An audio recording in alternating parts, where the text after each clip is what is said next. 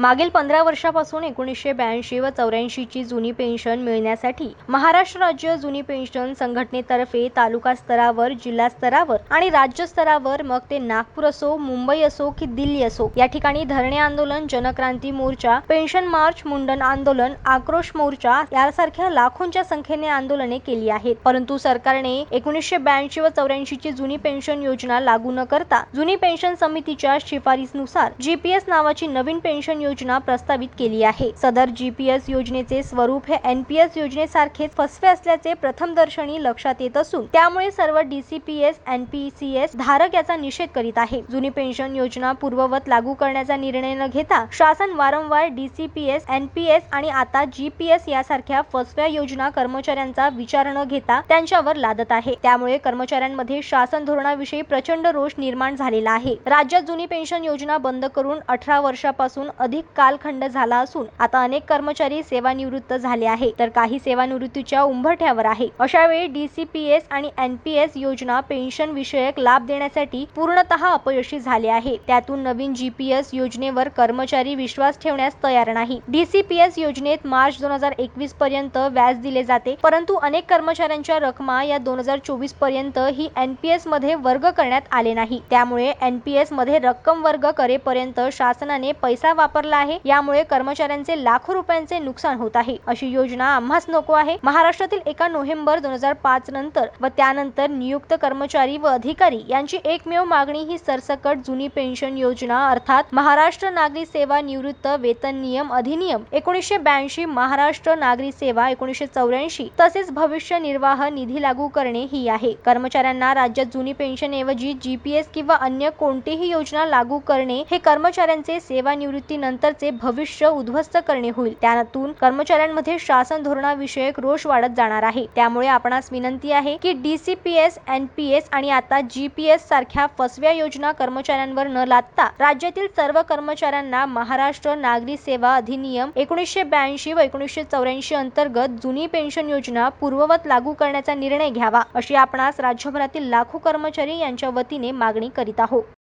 जनमत live news साठी छत्रपती संभाजीनगरमधून दिलीप वरघट यांची रिपोर्ट.